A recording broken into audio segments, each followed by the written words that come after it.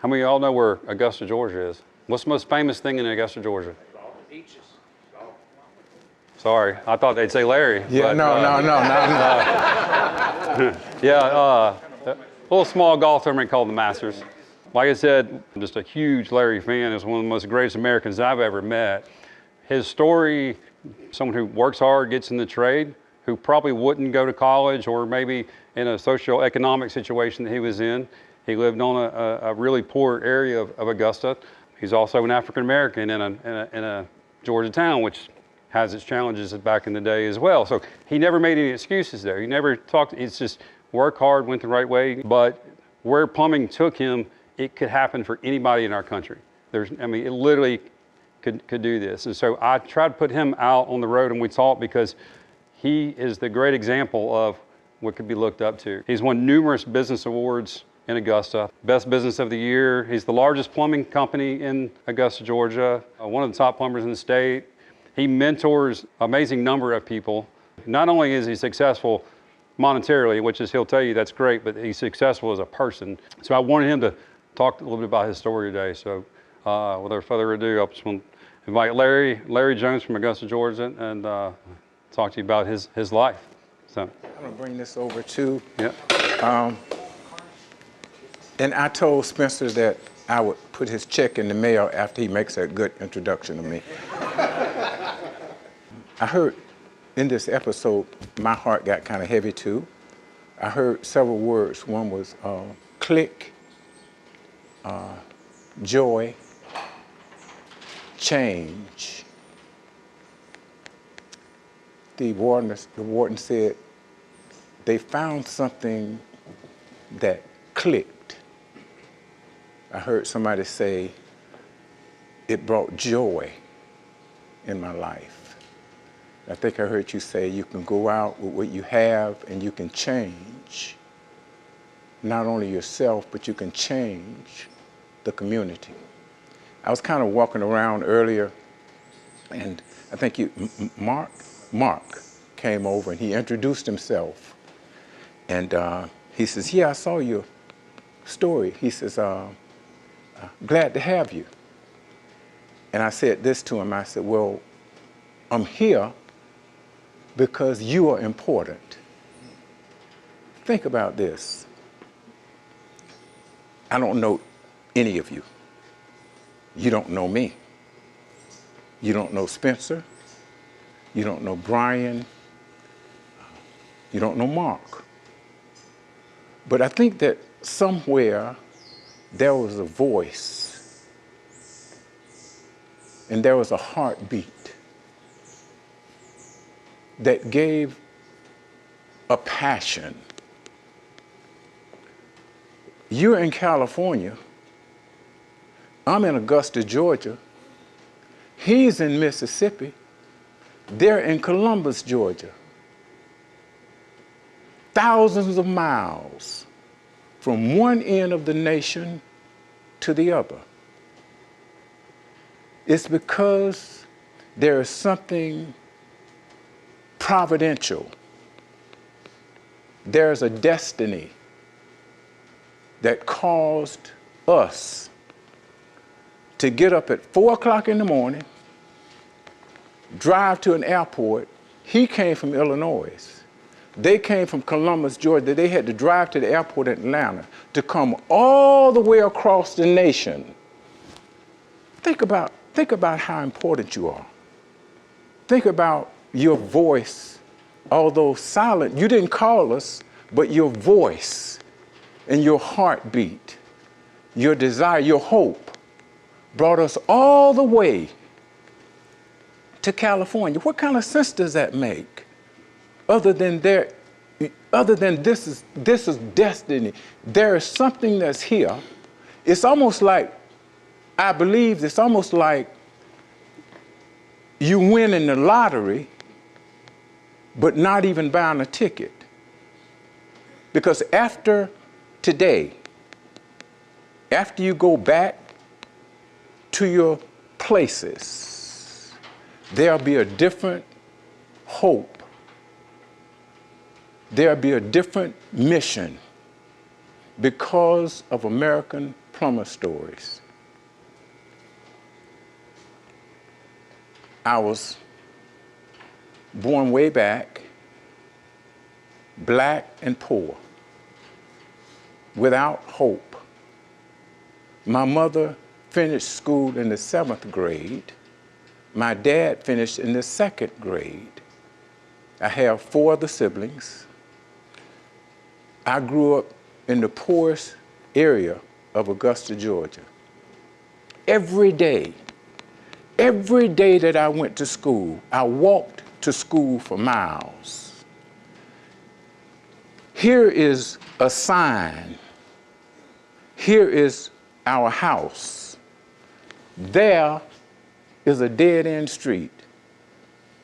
It was our house, it was one other house, and it was a big barricade like this. Couldn't go no further.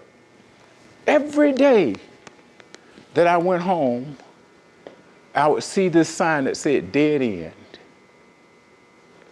I was black. I was fat. We were poor. There was no hope. I didn't even know who I was. We were locked in one mode, and that was survival mode.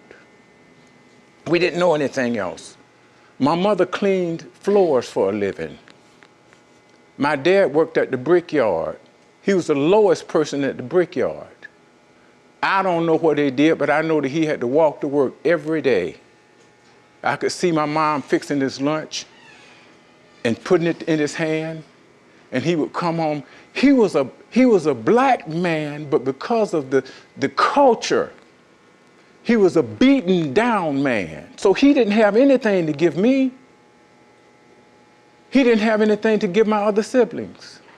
I remember one day going to work with my mom, and I shared this with Dr. Piazza. I was probably 3, I might have been 4. I went to Dr. Bowen's house. I know his daughter now, the same daughter I know that I'll tell you about, I know her now. She has a lot of respect for me. My mom was on the floor in the kitchen, on her knees, and I was standing next to my mom because she carried me to work that day. One of the things, you don't get too far away from your mom, especially in this house. Don't you go off messing anything. I'm standing there. And out of the corner of my eye, about where Brian is, I could see a figure come to the door. It was a little white girl. Believe me, I'm not prejudiced. We have like 30 people working for us, and our superintendent is, so I'm way past that. She said something to my mother. I'm believing now that she asked, is that your boy? I don't know what the little girl said. But when she looked, I looked up at her, my mom looked up at her, and my mom said, yes, Sarah.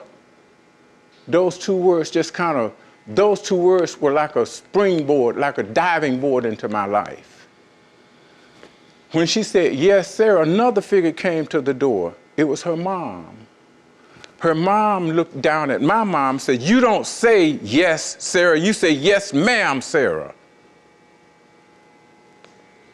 Usually something like that would have been on. It would have been a bad day for somebody. But my mom looked up at her, and she looked at Sarah. She says, yes, ma'am, Sarah. She never got up. All she did was raise her head. Now, I know friction when I hear it. I knew that there was something going on, so I grabbed her tight. Do you know the lesson that taught me? It taught me that some days are dark days. People not going to always say to you things that make you feel good. Sometimes people disrespect you. But there is a choice. The choice was, my mama could have gotten up and said, you could take this job and you can shove it. Come on, Larry, let's go. Meaning we would have had to go to the bus stop or somewhere to wait on somebody to pick us up because she didn't have a car. Or she could have said, yes, ma'am, Sarah. She took her pride. She took something that was dark and she pushed it down because there was a brighter light, and the light was this little black boy, these little $3 that I take home from working all day, I can take this and I can help buy some food for this house, or I can take my pride, for which I get nothing for, and I can walk out of here. And it taught me a valuable lesson in life. I might not be much, but I'm all I got.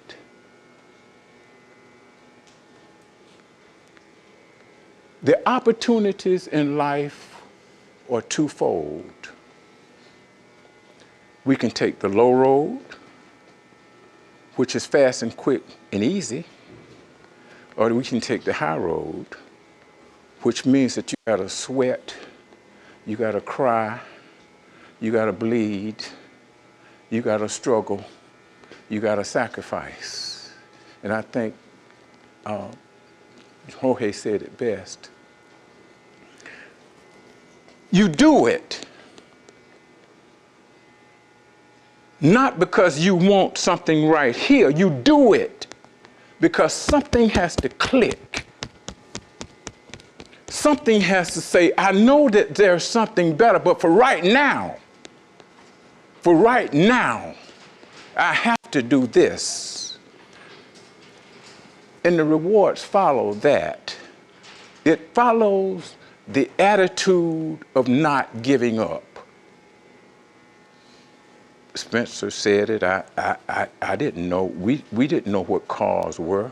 In fact, at my house that I grew up in, when I came home from school, we had 2 pair of clothes. We had play clothes and we had school clothes. When I got home, I had to take off my school clothes and put on my play clothes, which had holes in the knees. And when I needed to go to the restroom, we didn't have a toilet where you push a handle down or a faucet where you turn a handle on. We had an outhouse in the backyard. We had a pump that you pump water with. In fact, that same pump is in my lobby at my office right now. The same pump. I had to go and sit on a piece of board with a hole in it and relieve myself. That was my life. That's all I had to look forward to. And something clicked. I was telling Dr. Piazza, he said, well, what happened? My mom struggled, my dad struggled. They were there, but they really weren't there. You know what I'm saying? They weren't really giving me what I needed. I was just like most of us, feeling hopeless. Nobody cares. I'm not respected. How am I going to get out of this? She brought a book home one day. The book was entitled The Power of Positive Thinking by Dr. Norman Vincent Peale. I'm a teenager. I'm fat. I don't like myself. In fact, I was sharing with Dr. Piazza when I was in grammar school. In the 7th grade, they have what's called a May Day, where it's like a fun day. It's like a little festival. And the fire department would come that day, and all of the kids in the whole school would be out wrapping the maypole and eating their little lunches. But the highlight of that day was the fire department would come and bring their fire engine. They would take the ladder and put it on the top of the, line it on the roof. You would walk up the ladder, and they would have one person dressed like Santa Claus. And he would take candy and he would throw it down to the kids, and the kids, oh, give me some candy, give me some candy. Do you know what the dark day, that day was not a bright day for me because they asked me to be Santa Claus. That might have been a highlight to most folk, but it meant to me that I was the fattest person in the school. And I didn't like myself very well. And she brought me this book, and I'll skip from that, go back to where I was. She brought me this book, The Power of Positive. She said, you're going to read that book, because she saw how beat down I was. They were beat down too. But I believe that although you're in a situation where you really can't flex your muscles, your mind doesn't have to be in captivity. Your heart doesn't have to be in captivity. You can be locked up, as I was, but you can still be free. And so she brought me this book, says The Power of Positive Thinking.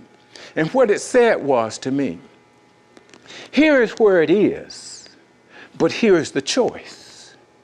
We all have choices in life. Regardless of how old you are, you can still change your choice. Dr. Piazza shared something with me that was very impactful. He says there is this frontal lobe of your brain that captures things that you see instantly. And there's this other part of your brain that's back here. It stores the effect of it. And as we go through life, when we come into a situation, this thing back here rears its ugly head and it controls our actions. Now, we might not be much as what I thought to myself, but I'm all I got. Sometimes you can't fix that, but you can fix this. You see what I'm saying? So what she was saying was, fix this, change this. And when you change your mind, you change your life. When you change your mind, you change your life. The mind is the master and the body is the slave. For instance, if I say, Larry, raise your right hand, my mind just told my right hand to raise. So you change your life, you change your perception, and you change your future. We have hit the lottery because what Jorge says, all of this that's in here, he didn't touch a thing. He said, you did it. Do you know what you are? Do you know what I am now? I'm an artist. I'm a pipe artist. My canvas is in those walls, underneath the building. Every building that you pass, somebody's art is in that building. We bring fresh water in, which is life. We take wastewater out, which is death. We have the power in our hands.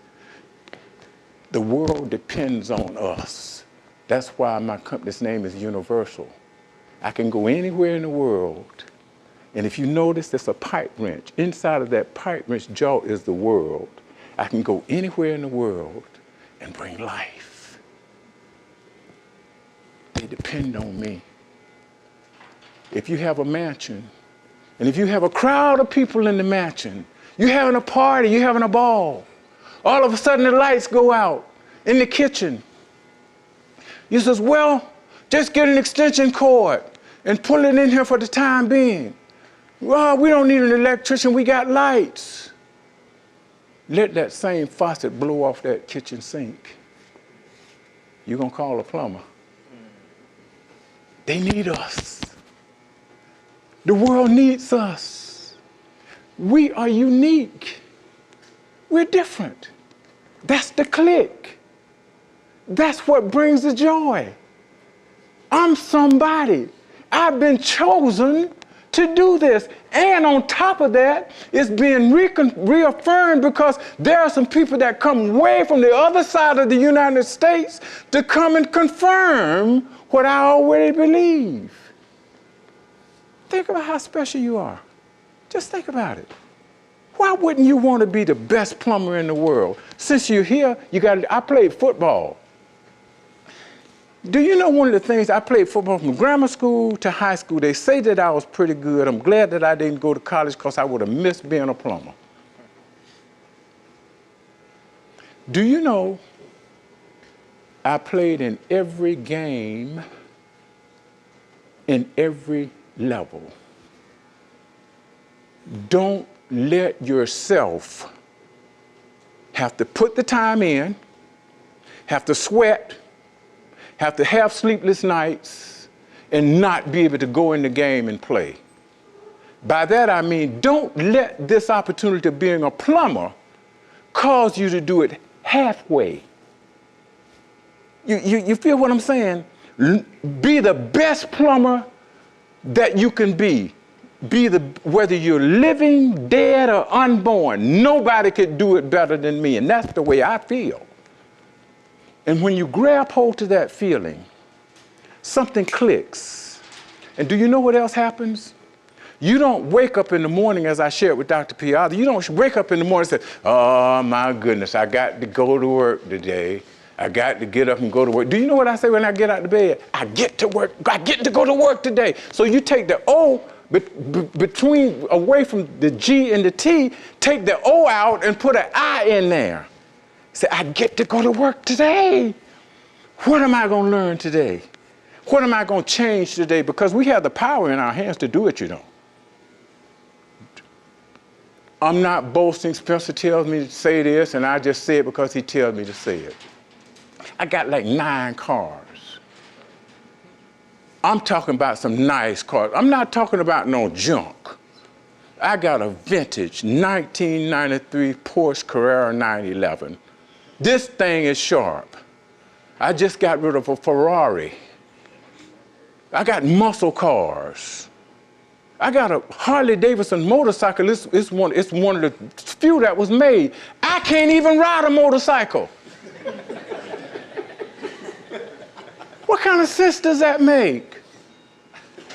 I have to put battery tenders on my cars because I can't crank. Who can crank up these many cars? I used to have an outhouse in the backyard. I got a house with 5 bathrooms in it and a cottage outside where I keep my exercise stuff. What kind of sense does that make? Do you know, I look at myself and say, now this is crazy. It's crazy good. And not only that, we have guys out there that make over $100,000 a year. I love it. I love it. American Plumber Stories made it possible for me to come and share with you what the potentials are. You might not own a business. People say, oh, you own Universal Plumbing. I said, no, it owns me. Because there's been nights that I couldn't sleep. There have been days that I had to ask myself, well, how am I going to get paid? Do you know what I think that and I'm going to take my seat. Do you know what I think that the refining moment was into whether I really wanted to be? We talked about the darkness, right, comes. Outside stuff. You got to know Augusta, you got some shotgun houses. A shotgun house is a house where you go in the front door, you go in the front room, there's a bedroom, there's a kitchen, and you out the back door. Ain't no going to the right, you got a bedroom here, it's just a straight house. There's a row of shotgun houses. For some reason, it had gotten so cold in Augusta that because there's no underpinning under the house, like the skirting around that, you can just look right under the bottom of it. The wind gets under there and it just freezes everything. When it gets cold in Augusta, if it's one night, the whole town shuts down. Just going into business, got a call to go down on Pickett Avenue. I had worked all that day. I was fixing bursted pipes. This is when I'm by myself. I went into this one house. Started getting dark. Didn't have a secretary, didn't have anybody but myself, my wife. I'm under this house laying on my back, galvanized pipe. I'm laying in water, okay? I'm laying in water because the water's just, the pipes had thawed out. I'm laying in water. I'm talking about cold water. Fixing this pipe. It's okay. Came from the house I had repaired it, went out to the water meter, turned it on. Turn the water meter on. Before I can get back to the house, I can hear psst, another leak. Went under there laying in the water, fixing another pipe, got up, went to the water. I'm tired. I've worked all day. My hands are cold. I went back under that house to fix that leak. Do you know what happened? I'm laying in water, and I literally started crying Lord, why you, everybody at home, I'm under in this cold water, I want to go home. The question came to me, so you say you want to be a plumber. Do you really want to be a plumber? I didn't pull myself up by my own bootstrap, but I realized that this comes with the territory. Sometimes it ain't always pretty. And I fixed every leak. I fixed every leak. The sky's the limit. Don't let it slip. What about the folks that's looking at you? What about your wives or your moms or your sisters or your brothers? What about the people that you influence here? Man, oh, so-and-so, he working over there, man. Man, I want to get in that program over there, man. He keep walking. All he do is talk about plumbing. All he do is talk about what he done. It clicks, it becomes infectious. And when and if you go to somebody's house, you go in the bathroom, one of the first things you do is look underneath the sink. Look in the room, house we are now. The first thing I did, I went to the bathroom, I opened the doors. Am I crazy? No, I'm hooked. It's who I am. I found myself. It's the joy, it's the change, it's the click. It's the light. It's the option. It's the alternative. And it's wonderful. It's wonderful. Where would I have been without it? Only God knows. But I'm glad I'm here. And I'm glad I'm here right now. I'm glad I'm here. I feel you. I really do. I feel you. We're of the same breed. That's why you're in this program. You're special. Let's not let it slip. Let's not let it have no value. We need you. Make it happen. Thanks. Thank you, guys.